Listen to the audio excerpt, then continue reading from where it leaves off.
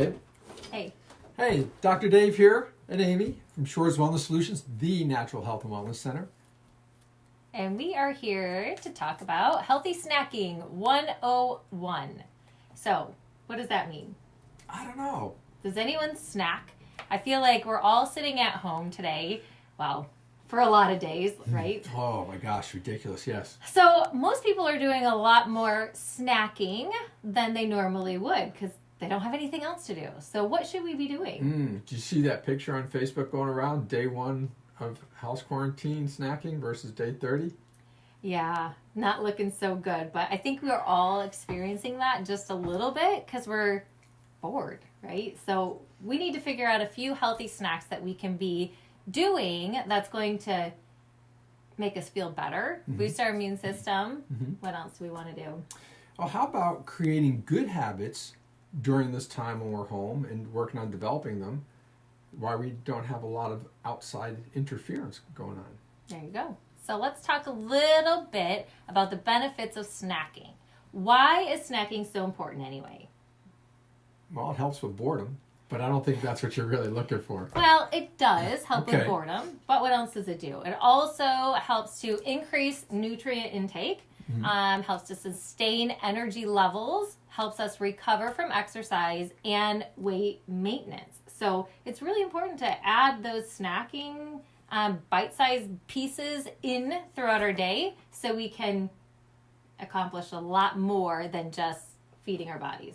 True, because most people tend to overeat during the meals, but if you have some small snacks between, you're going to get nutrients all the time. You're going to be less likely to overeat during the meal.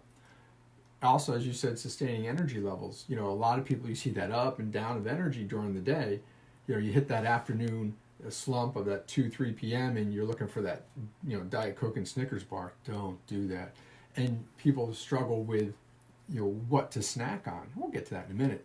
But if you want to sustain your energy level, you want to keep making sure you have logs on the fire and not just, you know, throwing paper on there so that you can sustain stuff. You know. I know, he's going to take over. That's okay.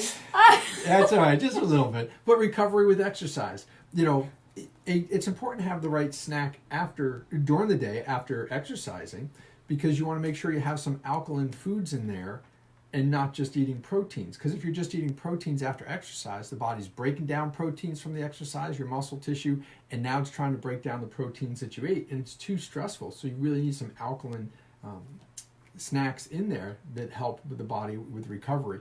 And go ahead. So what would be a good snack to choose? I like to choose veggies and some hummus would be a great choice after exercising, right? Perfect, because you're getting some great fiber, a lot of nutrients from the vegetables, and of course you're getting the protein from the hummus, which helps to stabilize your blood sugars instead of bounce them. Cool. We also want to maintain our weight.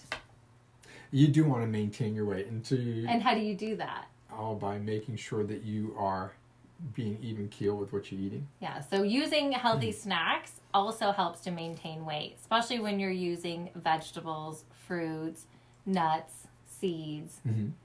One way I like to incorporate all of that in is in smoothies.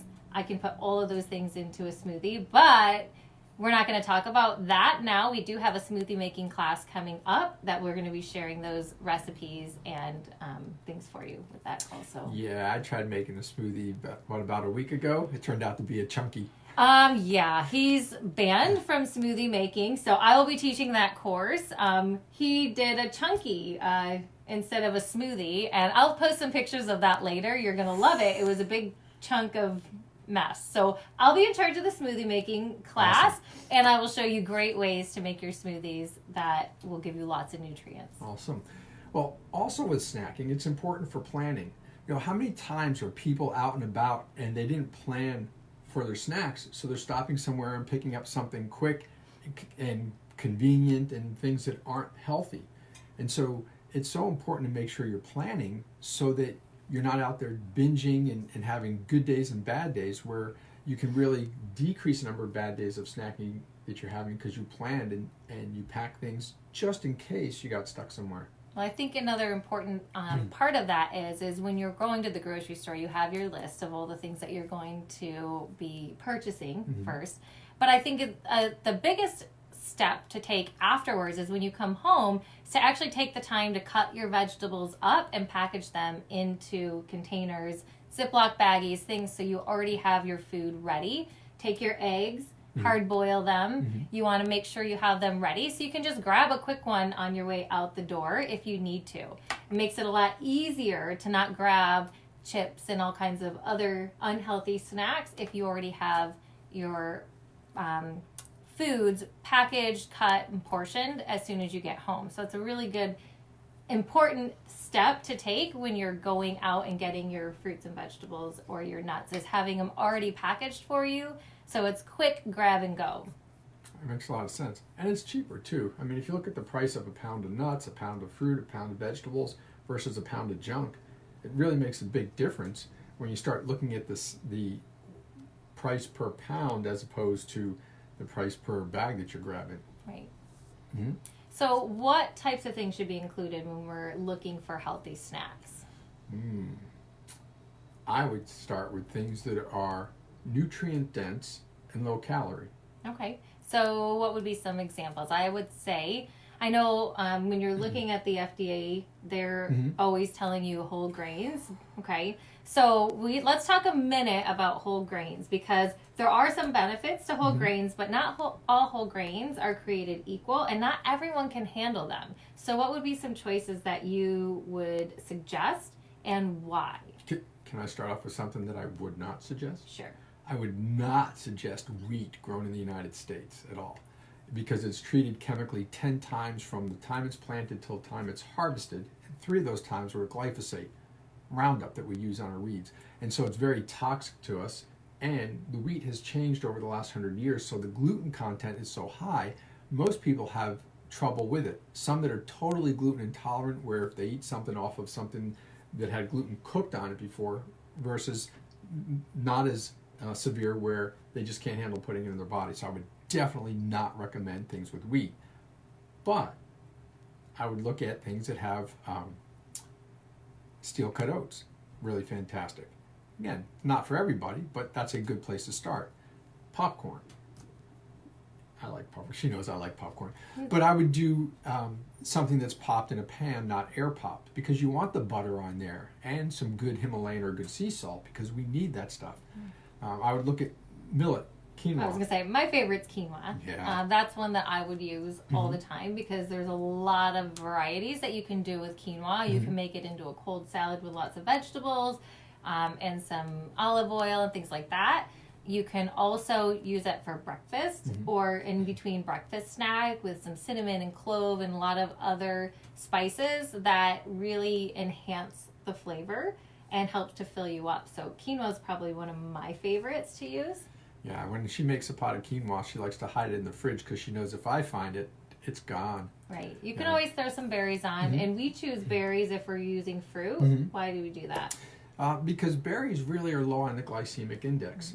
You know, the glycemic index shows that a lot of berries are high, but it's doing it based on 50 grams of sugar, not a serving. And if you looked at berries as a serving, they're pretty low in sugar, as are like apples, melons as well. Yeah, apple's another one that would be great to put on your quinoa with some cinnamon. I love cinnamon and cloves, so I put that on anything that I would consider more of a breakfast or something like that. It's just something that I prefer. You can look at buckwheat as well. That's another thing that's really fantastic, and something that we always have in the house. And I know it's because of you, but nut butters. Yeah. Now, I'm not a huge fan of peanut butter. That used to be the king, but now you have so many more options. I've just never loved peanuts to begin with. This one does. I would prefer more of an almond butter. I like a cashew butter. I like something with a little coconut oil in, just because I like the combination of the two. And you can do that eating it off of a spoon, which I love, or it's great to put on your celery or apples or bananas, things like that. Combining a nut butter when you add your fruit or vegetable, what does that do? You add the protein in it, so it's going to make you feel full longer. So it's really important to add those nut butters into your diet and into your snacking choices. Yeah, and by adding that protein, it prevents your blood sugars from spiking. They'll cascade up and down, so you won't get those highs and lows from the snacking that you normally would. Plus, you get your omega-3s, you get fatty acids, right? What else?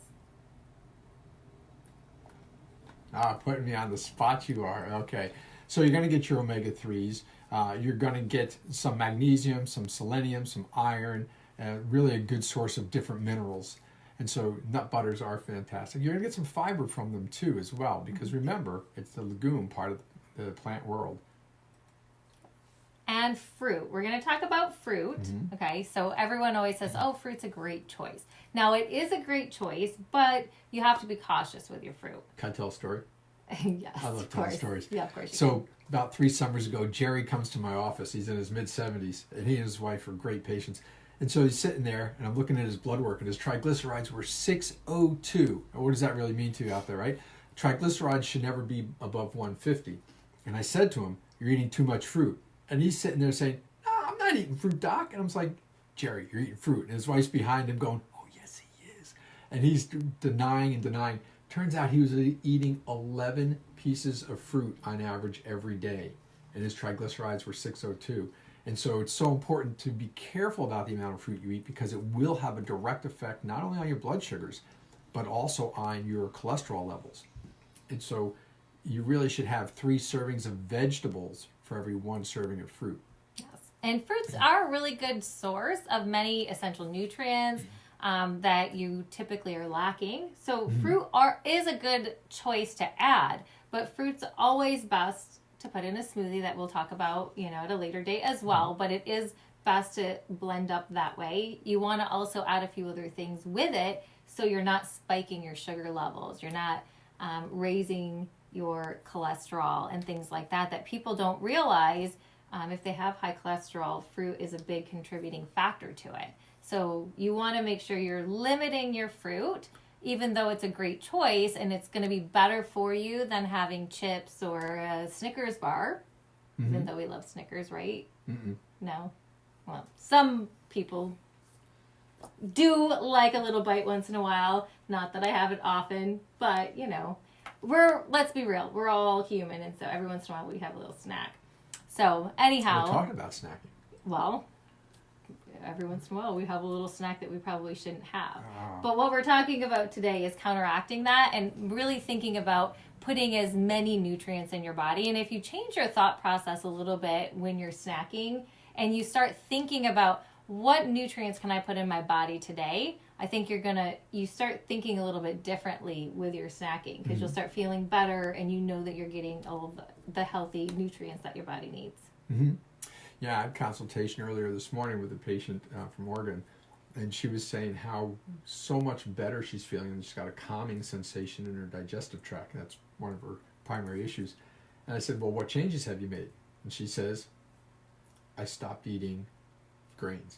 Oh, look at that. So yeah. Cool. So that's awesome. Veggies are a great snack. That's probably your best All choice. Veggies.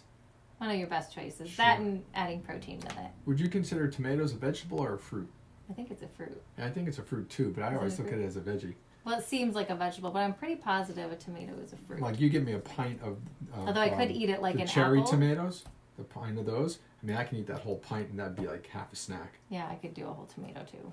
But Awesome. Would you put anything on the veggies?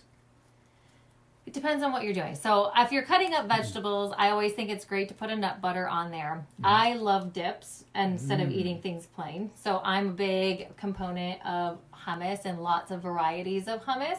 Baba ganoush, guacamole, any of those kinds of things. There's a lot of different recipes for vegetables that you can grind up like a hummus. Besides the chickpeas, you can do roasted vegetables, you can add different types of beans and that kind of stuff. And if you want any of those recipes, make sure that you just put a comment below that you're looking for some recipes, or you can message us as well, because we'd be happy to send you out some recipes for some of these different dips and things that you can have with your vegetables.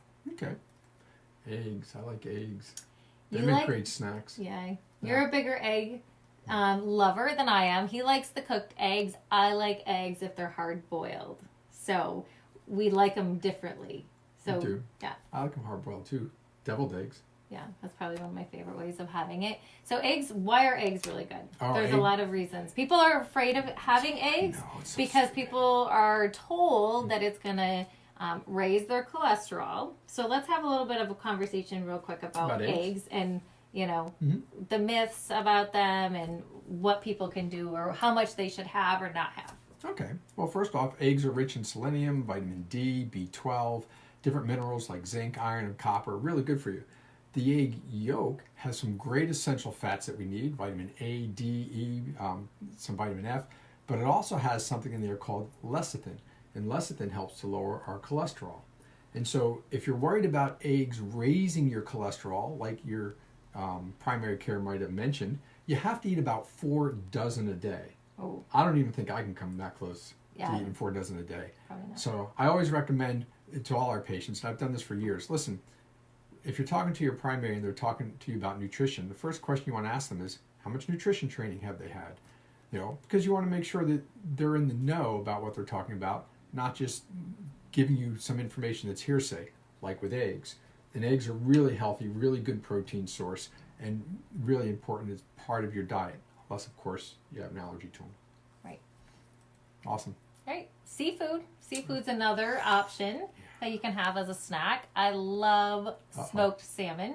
Yes, you do. And I like a little spice in mine too. I like a little Cajun or jalapeno. Yeah, a couple years ago, I came home and she was telling me all week about the smoked salmon she got, and I got home and it was gone. Like, what happened to the smoked salmon? She said, well, I had to sample it every day, so we had to go. She went out and got another. I got another batch, but that's another way that you can have seafood, which is really good to get that good fats into your diet. And you can use them as snacks. I mean, there's no book that says, you know, seafood is just for dinner. It's a great snack. A couple pieces of shrimp. You know, if you're getting the lobster tails like we get, maybe a half or a quarter of those, you know, for a couple bites, just for, again, it's a snack. You're not looking to have a meal between the meals.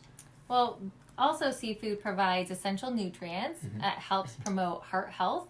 It helps with brain power, and it improves your immune function. So it's really good to have the healthy fats, and a lot of people are really concerned with that because they're like, well, I don't want to gain weight, or I don't want to worry about, oh my gosh, I can't have this high fat things. But you got to realize that your body really needs good high fats, not chips or candies or pretzels and all that kind of stuff. That's not the fat our body needs. We need good omegas, and seafood is a great way to help boost the good fats in your body so you can function optimally. Very true. Very well said. Yeah, and beans. Let's get back to beans. I have a song about. All right, I won't sing it. I thought we were going to go into song real quick. No. Beans, the magical fruit?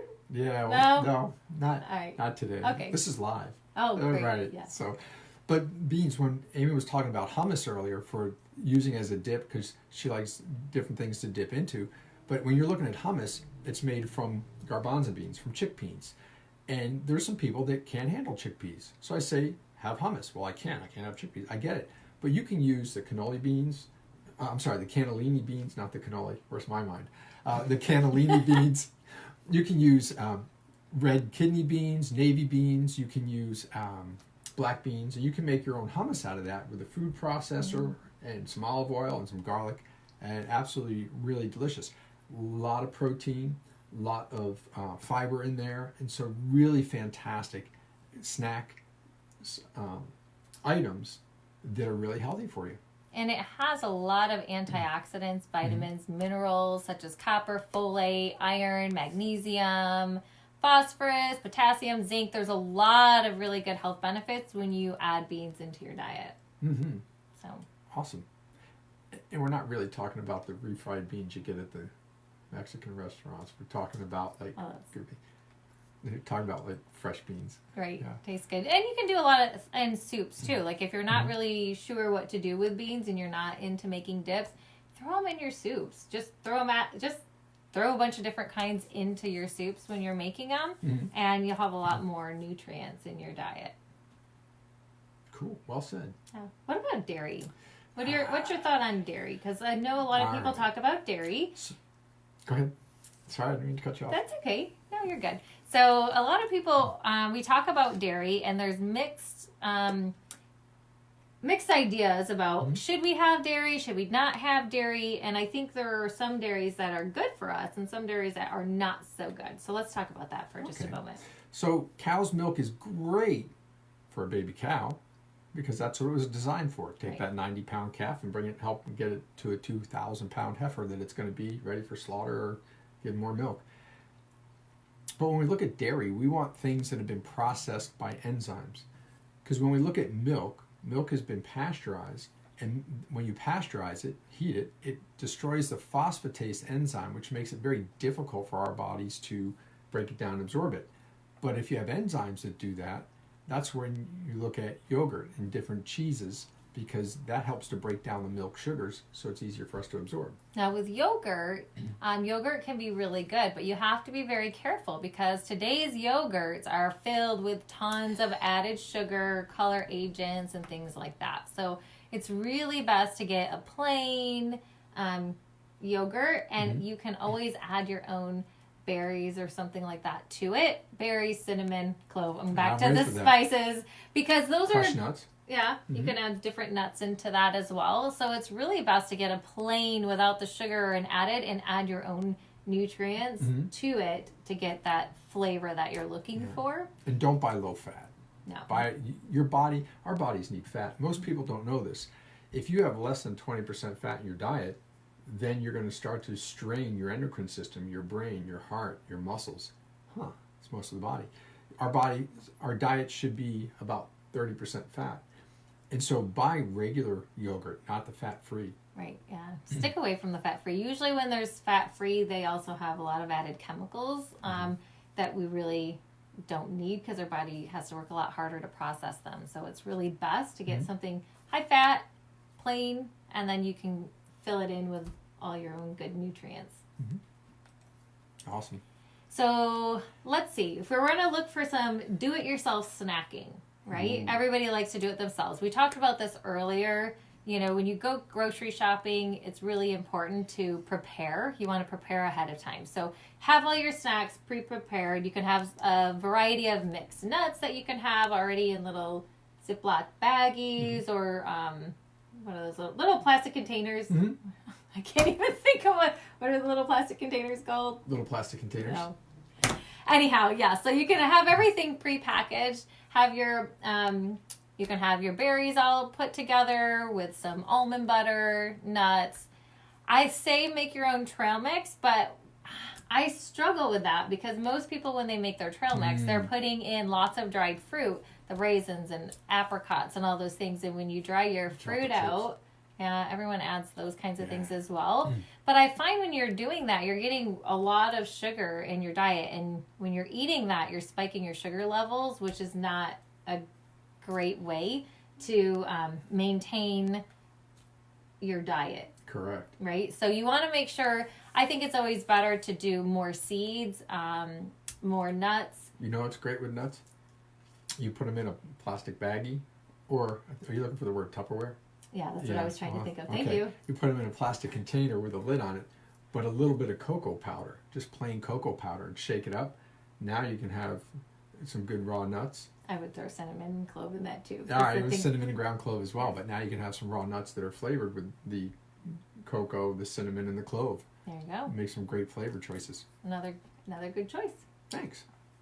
All right, well, I think that's it for today. Hopefully you've had some ideas of things to eat, why you should eat certain things, why you shouldn't.